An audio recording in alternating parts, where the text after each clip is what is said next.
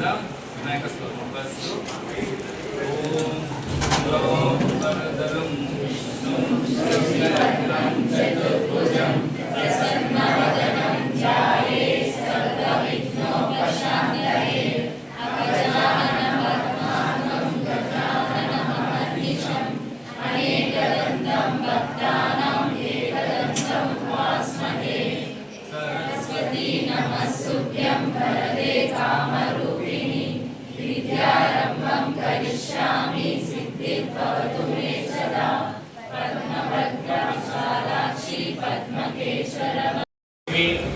Lord Sri Krishna and the King Arjuna. So actually the wisdom tells us, describes us about what to do, what not to do. Simple things. In our daily routine life, we will do some things we should not do. We will not do the things which have to do. Can you able to understand what I am trying to say? మన daily routine లైఫ్లో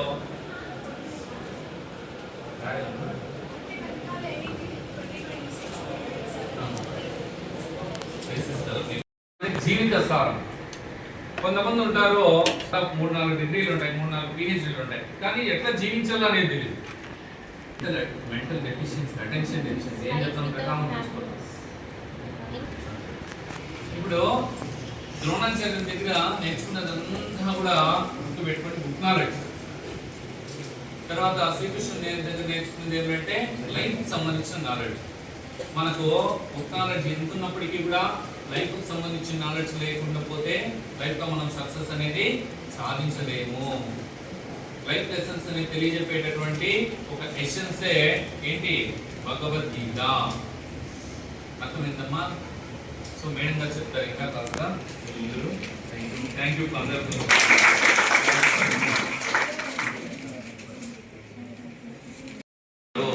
ఆత్మశక్తి అనంతం. అందరు చెప్పండి, కాబట్టి soul అనేది is having the unlimited power. కానీ ఆ సోల్ అందుకోవాలంటే ఏం చేయాలని గుర్తుపెట్టుకోండి, మనసును మీరు నిద్రొట్టే తప్ప సోల్ అనేది అవేకన్ అవ్వదు. సోల్ అనేది ఎప్పుడైతే అవేకన్ అవుతుందో అది మంచి విషయాలని మనసు చెప్పి ఆ మనసు ద్వారా మనల్ని ఆ పనులు చేయించేటట్లుగా చేస్తుంది. లాస్ట్ ఇంకో మాట చెప్పేస్తాను. ఇప్పుడు ఇంతకుముందు మనం మాట్లాడుకున్నట్టుగా కౌరవులకు పాండవులకు ఇద్దరికీ కూడా కలిపి గురువు ఎవరంటే ఫస్ట్ ద్రోణాచార్యుడు. ద్రోణాచార్యుడు చిన్నప్పటి నుంచి వాళ్ళకు సో అన్నీ నేర్పించినాడు. విలుది నేర్పించినాడు, ఖడ్గం నేర్పించినాడు, తర్వాత వచ్చేసి వేదాలు, ఉపనిషత్తులు, బ్రహ్మసారాలు, బ్రహ్మసూత్రాలు ఇవన్నీ నేర్పించినాడు. ఇన్ని నేర్చుకున్న తర్వాత మళ్ళీ ఎప్పుడైతే యుద్ధం అనేది వచ్చిందో అప్పుడు శ్రీకృష్ణుడు ఎవరి గురువైనాడో? అర్జునుడి గురువైనాడు. ఆల్రెడీ ద్రోణాచార్యుడు ఉండగా శ్రీకృష్ణుడు అనేటటువంటి రెండో గురువు అర్జునుడికి రావాల్సిన అవసరం ఏమొచ్చింది అంటే గుర్తుపెట్టుకోండి, అక్కడ ద్రోణాచార్యుడు బోధించినది వచ్చేసి మామూలుగా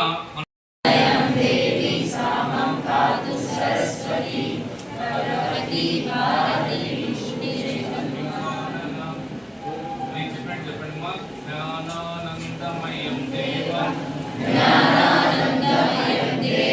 నిర్మలం స్ఫటికాకృతిం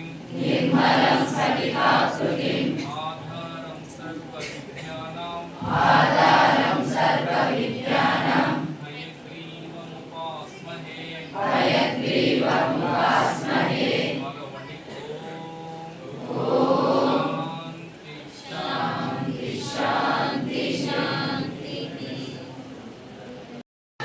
అక్కడ శ్రీకృష్ణుడు ఎప్పుడైతే మీడియేషన్ పోయినాడు, కాంప్రమైజింగ్ పోయినాడు, శ్రీకృష్ణ రాయబారము అంటారు దాన్ని ఏమంటారు? శ్రీకృష్ణ రాయబారము. ఈ మాట చెప్పి చిన్న విషయం నేను చెప్పేటప్పుడు పెట్టుకో. శ్రీకృష్ణుడు ద్రోణుడికి రెండు మళ్ళీ గుర్తు చేయాలి ఆ విషయాలు. ఏం చెప్తాను నేను చెప్పండి. రాయబారానికి వచ్చినప్పుడు ఈయన ఫస్ట్ దుర్యోధను అడిగినాడు, ఏం పా ఎట్లా యుద్ధం నేను చేయకుండా కాంప్రమైజ్ అవుదామా అంటే ఆయన ఒక సూది చూపించాడంట. బట్టలు కుట్టే సూది చూపించి ఈ సూది మనం మొక్కితే దాని కింద ఏదైతే భూమి ఉంటుందో దాన్ని కూడా నేను ఇవ్వను అన్నాడు. పాండవులు ఏమన్నారంటే మాకు ఒక 5 ఊర్లు ఇస్తే చాలు, మేము ఎందుకంటే రాజు కుటుంబంలో పుట్టాం కాబట్టి, మేము కింగ్స్ అనేవి రాజులు కాబట్టి మేము ఒక 4 రాజ్యాలు లేకుండా బ్రతికేస్తాము, మా కర్మ మేము తీర్చుకొని పోతాము, రాజుగా పుట్టిన తర్వాత రాజ్యాన్ని వెళ్ళాలి కదా, అదే కదా మా బాధ్యత. అందువల్ల నీకు అహంకారం ఉంది, నువ్వు ఏమైనా కావాలన్నా కూడా వెళ్ళుకో, నాకేం బాగలేదు, మొత్తం భూమండలం అంతా నువ్వు వెళ్ళుకో, నాకేం బాగలేదు, కానీ మాకు 5 ఇవ్వు చాలు అనేస్తుంటే 5 నేను ఇవ్వను కదా, ఏమి ఇవ్వను అన్నాడు. సూది మొన్న మోపినంత భూమి కూడా మీకు ఇవ్వను అనిస్తుంది. అప్పుడు ఇంకేం తప్పనిసరి అయింది? యుద్ధం తప్పనిసరి అయింది. అప్పుడు ఆలోచిస్తే అక్కడ ఎందుకు ఆ మాటలు అన్నాడు అనేసి అంటే ఆయన శ్రీకృష్ణుడు ఒకసారి చెప్పినాడంట, చూడండి ఆయన ప్యూర్లీ విజ్డమ్ ఉంది నీకు, భగవద్గీత, దాన్ని నీకు బోధిస్తాను, అప్పుడు నీకు ఏది మంచి ఏది చెడు తెలుస్తుంది అనేసి అంటే ఆయన అన్నాడంట, జ్ఞానాన్ని ధర్మం నచమే ప్రవృత్తి, జ్ఞానాన్ని అధర్మం నచమే నివృత్తి అన్నాడు. అంటే నాకు ఓ శ్రీకృష్ణ, నాకు ధర్మమేమి అధర్మమేమి అన్ని నాకు బాగా తెలుసు, కానీ నా మనస్సు ఏం చెప్తే అది వింటా నేను. నా మనస్సు ఏం చెప్తుందంటే ధర్మాన్ని ఆచరించొద్దు అంటుంది, అధర్మాన్ని ఆచరించకుండా వదలొద్దు అంటుంది. అంటే I know what is good, what is bad, but I don't do the good things and I should not control able I will not control myself without doing the bad things అన్నాడు. మంచి పనులు చేయడానికి నా మనసు ఒప్పుకోదు, చెడు పనులు చేయకుండా వదలదు అన్నాడు. సో నీ కర్మ నీదే అనేస్తున్నాడు. ఇప్పుడు చెప్పండి, మనసు మాట వింటే మంచిదా, బుద్ధి మాట వింటే మంచిదా? ఇప్పుడు నేను చెప్తాను మీకు, బుద్ధికి ఏముండదు, మనసుకి ఏముంటుంది అంటే మనసుకు అహంకారం ఉంటుంది, బుద్ధికి అహంకారము ఉండదు. మీరు గమనించినట్లయితే శ్రీకృష్ణుడు నిల్చుకొని ఉంటాడా లేకపోతే కనుక కూర్చొని ఉంటాడా? భగవద్గీత బోధించేటప్పుడు అర్జునుడు ఎట్లుంటాడు? కింద కూర్చొని ఏం చేస్తుంటాడు? పైకి చూసుకుంటా చేతి ఇట్లా పట్టుకుంటాడా లేదా చూస్తుంటారు కదా ఎవరన్నా. అంటే అర్థం ఏమంటే, ఓ శ్రీకృష్ణ, నాకు అహంకారం లేదు, నాకు బుద్ధి జ్ఞానం లేదు, నువ్వు ఏది చెప్తే అది నేను ఖచ్చితంగా వింటాను అని చెప్పి ఎప్పుడైతే నువ్వు ఆత్మను ఒడుక్కుంటావో, ఆత్మ అంటే ఎవరు ఇక్కడ? శ్రీకృష్ణుడు. అప్పుడు ఆత్మ మనసుకు చెప్తుంది, ఏం చెప్తుంది? ఏది మంచి, ఏది చెడు, ఏది నువ్వు చెయ్యాలి, ఏది నువ్వు చెయ్యకూడదు. అప్పుడు చేయాల్సిన పనుల పట్ల నువ్వు శ్రద్ధ పెట్టి ఆ పనులను సాగించుకుంటూ పోతే నీ జీవితము అల్టిమేట్ గా ఒక మంచి విజయాన్ని సాధించగలదు అని చెప్పేటటువంటి మంచి సారాంశమే భగవద్గీత. ఈ Bhagavad Gita is a conversation between, ఎవరి మధ్య సంభాషణ చెప్పాను? Lord Shri Krishna and king Arjuna. వీళ్ళిద్దరు ఇలా మాట్లాడుకుంటున్నారు అనేటటువంటి విషయాన్ని చెప్పిన వాళ్ళు మళ్ళీ వేరే ఎవరిద్దరు మాట్లాడుకున్నారు? వీళ్ళిద్దరు ఇట్లా మాట్లాడుకుంటున్నారని ధృతరాష్ట్రుడు, సంజయుడు. ధృతరాష్ట్రుడు సంజయుడు ఇట్లా మాట్లాడుకుంటాడని మళ్ళీ ఇంకోరు మాట్లాడుతున్నారు. వాళ్ళు ఎవరంటే జనమేజయుడు, వైశంపాయనుడు. వైశంపాయన మహాముని ఒకతను ఉన్నాడు. ఆయన జనమేజయుడు అనేటటువంటి ఒక రాజుకు చెప్పుతున్నటువంటి ఒక జ్ఞాన పరంపర, ఒక జ్ఞానంతో కూడినటువంటి ఒక సబ్జెక్టే భగవద్గీత. ఇది తరతరాలుగా వచ్చేస్తుంది. ముఖ్యంగా లాస్ట్ కి శ్రీకృష్ణుడు ఏమంటాడంటే, యాక్చువల్లీ భగవద్గీత ఎన్ని శ్లోకాలతో ఉందంటే 700 శ్లోకాలతో. భగవద్గీత యాక్చువల్ గా మహాభారతంలోని సారాంశం అంటే తెలుస్తుంది మీకు, ఎసెన్స్. సో 700 శ్లోకాలలో గుర్తుపెట్టుకోండి, 575 శ్లోకాలు శ్రీకృష్ణుడు చెప్పినటువంటి సారం ఉంటుంది, ప్యూర్ విజ్డమ్ ఉంటుంది. తర్వాత వచ్చేసి 74 శ్లోకాలతో వచ్చేసి అర్జునుడు అడిగిన క్వశ్చన్స్ ఉంటాయి. తర్వాత 41 శ్లోకాలతో వచ్చేసి సంజయుడు మాట్లాడతాడు. ఒకే ఒక శ్లోకమైనటువంటి మొదటి శ్లోకంతోనే ధృతరాష్ట్రుడు చెప్తాడు అన్నమాట. ధృతరాష్ట్రుడు ఫస్ట్ ఏమంటాడంటే, యాక్చువల్గా మహాభారత యుద్ధం జరుగుతుంది, 10 రోజులు అయిపోయింది. అప్పటికి కౌరవ సేనలో 11 అక్షోహిణులు ఉన్నారు, వీళ్ళు 7 అక్షోహిణులు ఉన్నారు, తక్కువ ఉన్నారు. ఎవరు? పాండవుల సైన్యం తక్కువ, కౌరవుల సైన్యము ఎక్కువ. కానీ ఎవరు గెలిచారు చివరికి? పాండవులు. ఎందుకు గెలిచారు చెప్పండి చూద్దాము. ధర్మం. ధర్మం అంటే ఏమి? ఇక్కడ ఎవరున్నారు వాళ్ళ పక్క? శ్రీకృష్ణుడు ఉన్నాడు. శ్రీకృష్ణుడు ఉన్నాడు కాబట్టి గెలిచినాడు. అంటే శ్రీకృష్ణుడు అంటే ఏం చెప్పండి ఇప్పుడు? ఆత్మ. శ్రీకృష్ణుడు అంటే ఆత్మ. వాళ్ళు వచ్చేసి దేన్ని నమ్ముకున్నారంటే దేహ ఆరోగ్యాన్ని నమ్ముకున్నారు వాళ్ళు. ఎవరు? కౌరవులు. కానీ పాండవులు Bhagavad Gita actually which is not the scripture, which is related to only one religion.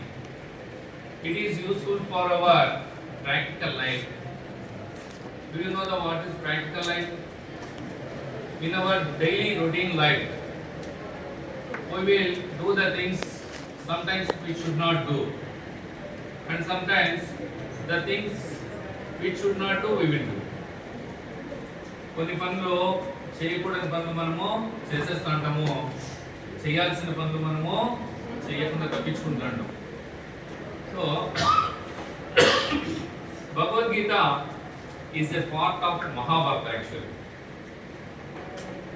మహాభారతంలోని యొక్క భాగం. Mahabharata is the greatest Hindu religion scripture which is made up of 1 lakh slokas. 1 lakh slokas తో తయారు చేయబడింది Mahabharata. So it is narrated by Vedavyasa. Vedavyasa మహాముని దాన్ని రచించినాడు. So వ్యాసం గురించి who is వ్యాస అని చెప్పడానికి సింపుల్ వర్డ్ గా చెప్పగలను. వ్యాసాయ విష్ణు రూపాయ వ్యాస రూపాయ విష్ణవే నమో వై బ్రహ్మనిదయే వాసిష్ఠాయ నమో నమః. అంటే విష్ణుదేవుని ప్రతిరూపమే వ్యాసుడు. సో ఇన్ ఫ్యాక్ట్ ఇక్కడ the stage where I am standing is also called Vyasapeetha అంటారు. సో దీన్ని వ్యాసపీఠం అనేసి అంటారు. Since I am standing here I should not talk even a single word which is lying. అర్థమైందా? సో ఒక్క వర్డ్ కూడా నేను అబద్ధమైంది చెప్పడానికి నాకు అర్హత లేదు. బట్ ఇన్ ఫ్యాక్ట్ కృష్ణ అంటే మనం ఏమనుకుంటామంటే it's a formation like human formation అనేసి, తర్వాత వేరియింగ్ వెరీ మచ్ ప్యారిఫెర్లినియా అనేసి అనుకుంటాం. అంటే రకరకాలైనటువంటి కృష్ణుడు అంటే ఏమనుకుంటాం, మామూలుగా చక్రం ఉంటుంది, తర్వాత ఫ్లూట్ ఉంటుంది, ఇవన్నీ ఉంటాయి, నెమలి పింఛము, ఇవన్నీ ఒక్కొక్క దానికి ఒకటి ఇండికేషన్ అనమాట. యాక్చువల్లీ కృష్ణ అంటే ఏం లేదు, మన లోపల ఉన్నటువంటి అంతరాత్మను కృష్ణ అనేసి అంటారు. అర్జున అంటే ఏం లేదు, Arjuna is nothing but our mind. So ఇప్పుడు నేను చెప్పదలుచుకునేది ఏంటంటే what I'm trying to say is, so I'm asking you one question, whether it is good to listen our mind words or our intellectual words. Tell me. తెలుగులో అడుగుతాను, మనము మనస్సు మాట వింటే మంచిదా, మనస్సుకు మించినటువంటి బుద్ధి మాట వింటే మంచిదా? మీరే చెప్పండి. మనస్సు మాట వింటే మంచిది అని కొంతమంది అంటున్నారు, మనస్సుకు మించి బుద్ధి మాట వింటే మంచిది అని కొందరు అంటున్నారు. యాక్చువల్లీ మైండ్ అనేది కూడా అదేంటంటే మనకు, so it is covered up with maya. మాయతో కప్పబడి ఉంటుంది మనసు. సో మాయతో కప్పబడినటువంటి మనసుకు ఏం చేయాలి, వాట్ టు డూ, అడిగిన తర్వాత ఏం మనము చెయ్యకూడదు, వాట్ షుడ్ నాట్ డూ అనే విషయాలు మనసుకు తెలియవు. కాబట్టి మనసుకు మించి ఒకటి బుద్ధి ఉంది. దీనంతా కూడా మనం ఏమంటామంటే అంతఃకరణము అంటారు. అంతకంటే లోపల ఉన్నది, కరణం అంటే 4 పనులు చేస్తాం. మనస్సు అంటే మనము ఒకటే ఒకటి అనుకుంటాము, కానీ మనసు, బుద్ధి, చిత్తము, అహంకారం అది చేసేటటువంటి పనులను బట్టి మనము 4 రకాలుగా కేటాయించవచ్చు. సో మనస్సు అంటే ఆలోచింపజేసేది, బుద్ధి అంటే ఏది మంచి ఏది చెడు అనే విషయం తెలియజెప్పేది, చిత్తము అంటే మనం తెలుసుకున్న విషయాలను చోట స్టోర్ చేసుకుని పెట్టుకునే చిత్తము, అహంకారము అంటే గుర్తుపెట్టుకోండి నేనే అనుకోవడం అహంకారం. So the things from the birth till the death, what are all the things we are doing, we will think that we are doing. నేను చెప్పినట్లుగా పుట్టిన దగ్గర నుంచి సచ్చేంత వరకు మనం చేస్తున్న ప్రతి పని. So from the morning when you wake up early morning till the time when you are going to bed, what are all the activities you are doing, you will think that we are doing అని అనుకుంటాం. It's not fact, because we are rooted in an ignorance. So we are thinking that the true as untrue and untrue as true. సత్యాన్ని అసత్యంగాను, అసత్యాన్ని సత్యంగాను భావించుకుంటా మనం ఏం చేస్తున్నామంటే, ఎప్పుడైతే ఆ విధంగా మనం భావిస్తామో అప్పుడు మనము చేయకూడని పనులన్నీ చేసేస్తా ఉంటాము, కరెక్ట్గా చేయాల్సినటువంటి పనులను మనం పక్కన పెట్టేస్తాం. కాబట్టి ఇదంతా ఎందుకు జరుగుతుంది? All this what is the real fact for all doing this things అంటే కదా because of made up of maya అని. మాయ అంటే ఏం మీన్స్ అంటే మాయ it's nothing but an illusion. ఇప్పుడు ఇక్కడ ఒక మెజిషియన్ వస్తాడు, ఉన్నటువంటి ఎక్కడి నుంచో పావురం తీస్తాడు, మళ్ళీ ఉన్నదాన్ని మాయం చేసేస్తాడు, లేని దాన్ని సృష్టిస్తాడు. కరెక్టే కదా? అది చేసినప్పుడు అది రియలా లేకపోతే ఇల్యూషనా? ఇల్యూషన్ కదా. అలాంటి ఇల్యూషన్ లో మనం బ్రతుకుతున్నాము. అంటే we are thinking that the true as untrue and untrue as true. In fact నువ్వెవరు అనేసి అంటే ఏమంటాం మనము? మన పేరు చెప్తాం. మన పేరైనా మనము, లేకపోతే ఆ పేరుకు ముందే మనం ఉన్నామా? మనం వచ్చిన తర్వాత పేరు పెట్టారు కదా, సరే బాగానే ఉంది. పేరు రాకముందు మనం ఏంగా ఉన్నాము? Physical formation which is given by the parents కదా. మన పేరెంట్స్ ఇచ్చినటువంటి ఒక బాడీ ఆ రూపంలో ఉంది. సో ఆ బాడీనే మనమా అనేసి అంటే, సో కొంతమంది ఎవరైనా చనిపోయినప్పుడు ఒకసారి ఆలోచించండి, ఏం బా ఏమి ఈయన పడిపోనాడు అంటే ఏమంటారు? చచ్చిపోయినాడు అంటారు. కరెక్టే కదా? అక్కడ చచ్చిపోయినాడు అంటే చచ్చింది ఒకటి, పోయినది ఒకటి. చచ్చిపోయినదేమి బాడీ, పోయినదేమి ఆత్మ. సో ఇక్కడ ఏంటంటే దేహానికి దేహం ఉంది కదా, శాశ్వతత్వం లేదు, ఆత్మకు చావు లేదు.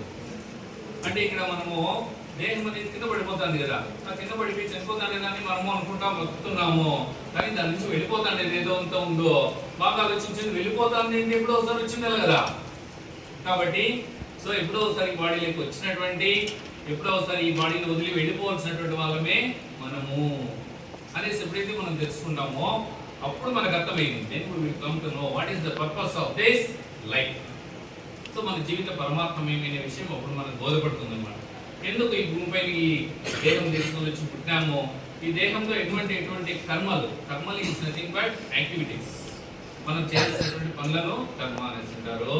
సో ఏ కర్మలు చేయడానికి మనము ఈ జీవితం తీసుకున్నామో, ఏ కర్మలు కంప్లీట్ కాకుండానే వెళ్ళిపోతే మళ్ళీ పునర్జన్మ తీసుకోవాల్సినటువంటి అవసరం ఉంది అనేటటువంటి విషయాన్ని ఎప్పుడైతే మనం గమనించుకుంటామో అప్పుడు మనం చేయాల్సిన కర్మలు మాత్రం మనం చేసేసి చేయకూడని కర్మల జోలికి పోకుండా ఈ జీవితాన్ని అందం ముందుకునేదానికి మనము ప్రతి క్షణం అలర్ట్గా ఉంటాం. కొన్ని సందర్భాలలో మీరు అనుకోవచ్చు, ఎగ్జామ్ రాసేటప్పుడు యాంగ్జైటీ ఉంటుంది. యాంగ్జైటీ అంటే తెలుసు కదా మీకు, టెన్షన్ ఉంటుంది. తర్వాత మీనింగ్ తెలుసుకోండి, తర్వాత ఆచరించండి. ఇంతవరకు మీనింగ్ వరకు తెలుసుకొని ఆపేస్తే కూడా ఫలితం దక్కదు, ఆచరిస్తేనే ఫలితం దక్కదు.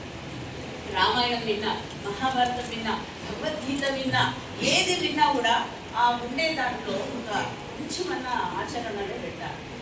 ఇప్పుడు ఇన్ని కథలు, ఇప్పుడు ధర్మక్షేత్రే కురుక్షేత్రే అంటారు. మొట్టమొదటి శ్లోకం ధర్మక్షేత్రే కురుక్షేత్రే అంటే చెప్పడమే చూడండి, ధర్మక్షేత్రం అని అంటారు. కురుక్షేత్రంలో ఎంత వినాశనం జరిగినప్పటికీ కూడా ఏమవుతుంది? ధర్మం.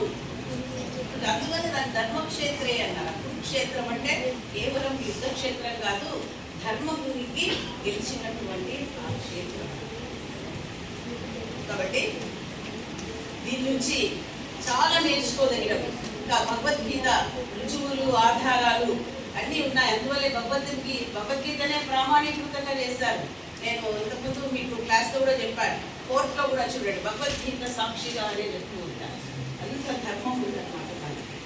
భగవద్గీత గురించి ఇంకా ఎంత చెప్పినప్పటికీ కూడా అది ఇంకా తెలుసుకుంటూనే ఉండొచ్చు. దాంట్లో అన్ని విషయాలు ఉంటాయి, అంత జ్ఞానం ఉంటారు. ఇప్పుడు చదివే కన్నా ప్రాక్టికల్, అంతా చదివేసారు. మాకు భగవద్గీత శ్లోకాలు వచ్చాయంటే వచ్చేసి ఉంటారు.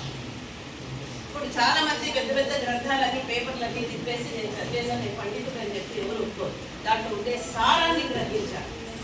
దాంట్లో ఉండే ఒక సారాన్ని గ్రహించగలిగితేనే అప్పుడు నువ్వు ఆ ధర్మాన్ని పాటిస్తున్నావు.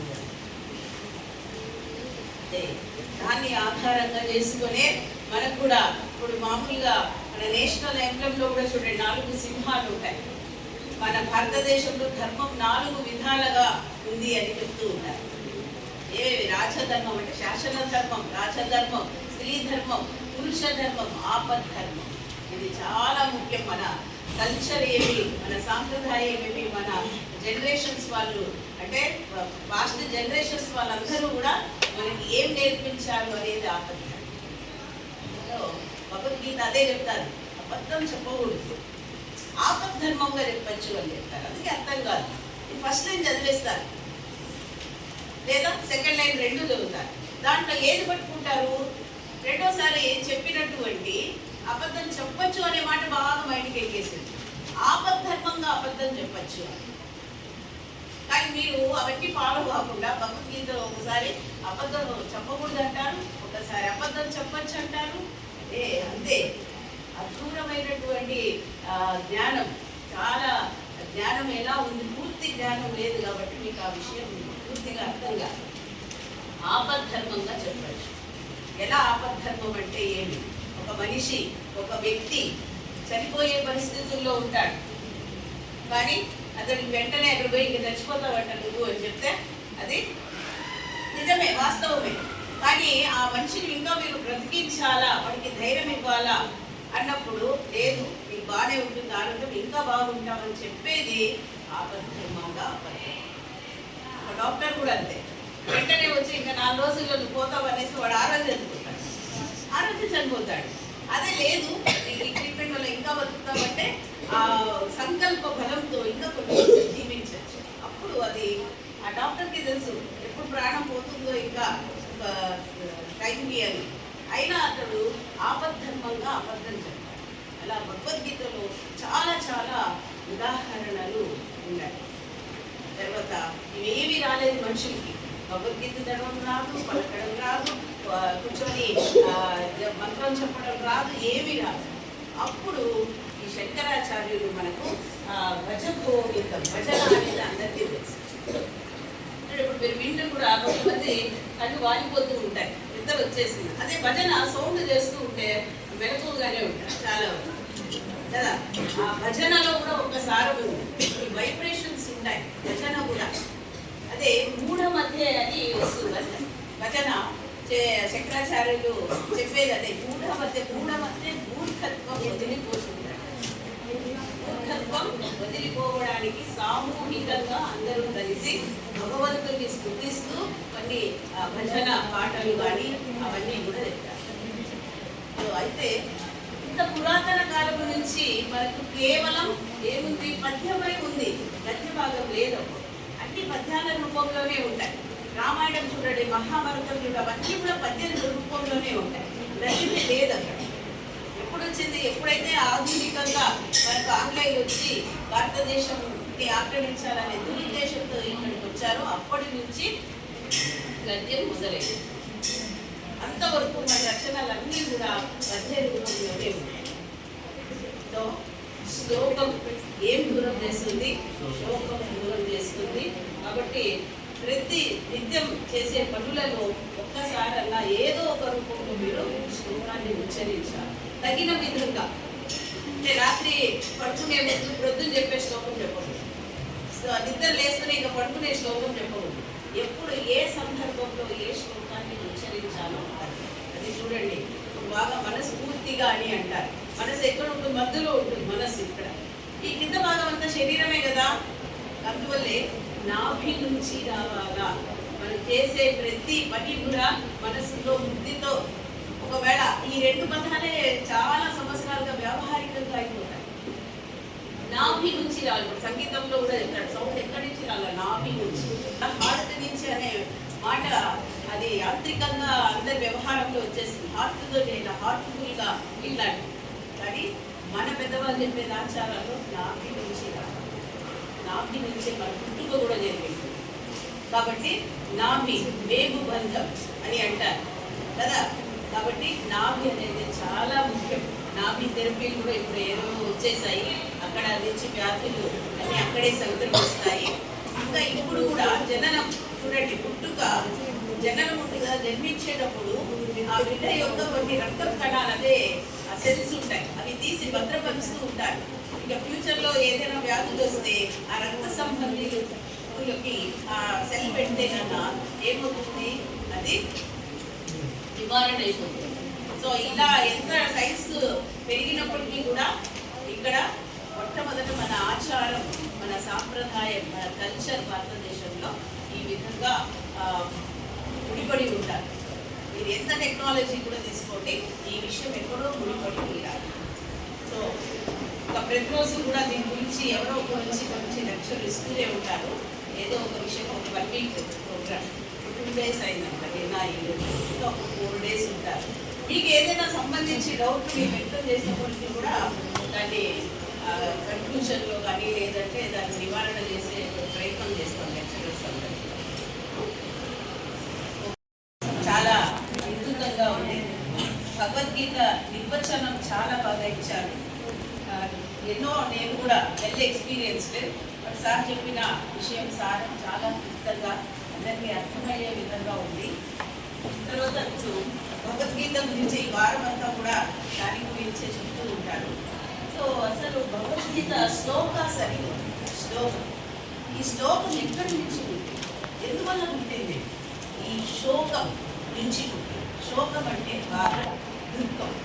ఇక్కడి నుంచి దీన్ని నివారించడానికి శ్లోకం.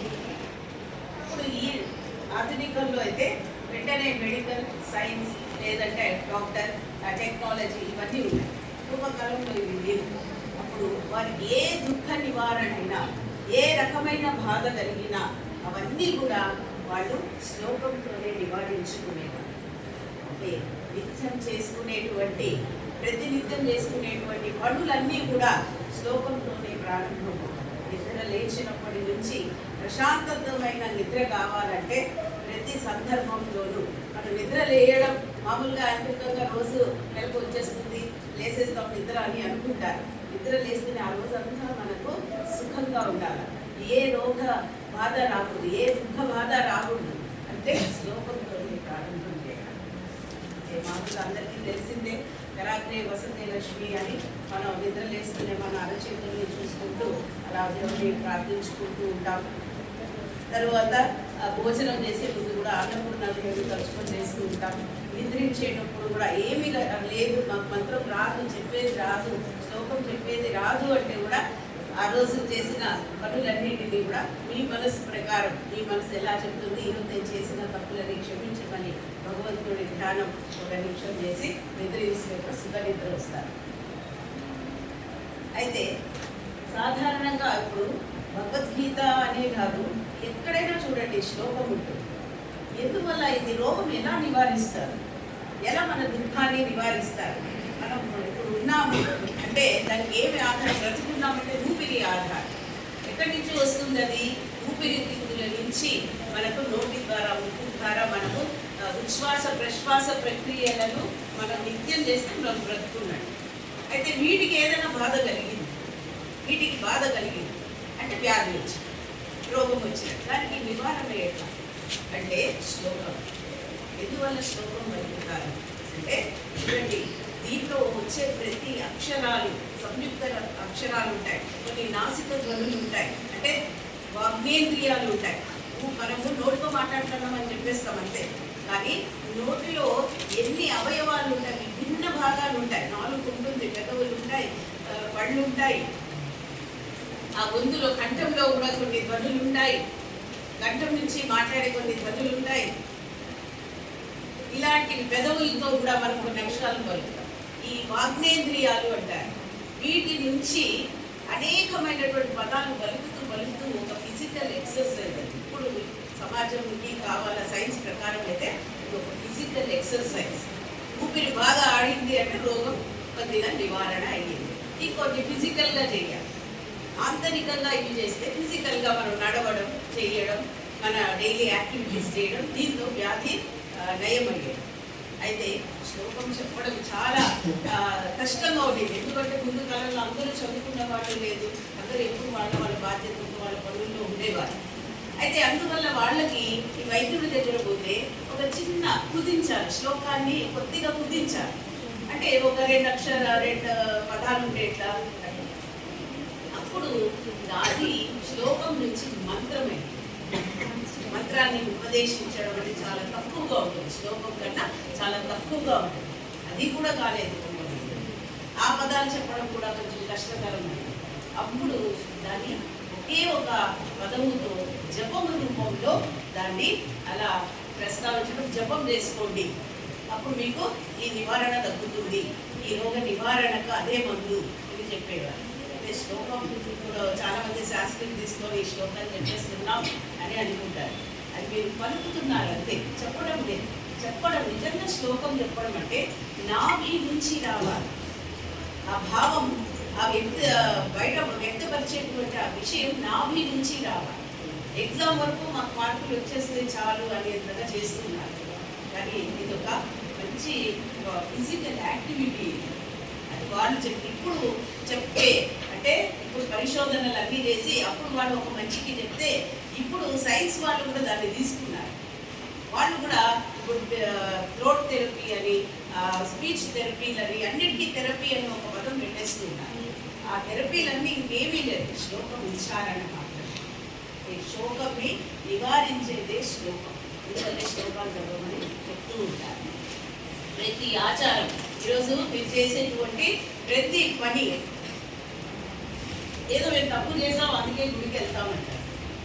ఇప్పుడు తప్పు చేసాము గుడికి వెళ్తాము. సైన్స్తో చాలా దగ్గరగా సంబంధం ఉంది. ఆచారానికి సైన్స్కి చాలా దగ్గర సంబంధం ఉంది. ఇప్పుడు మీరు ఒక డాక్టర్ దగ్గరికి వెళ్తారు.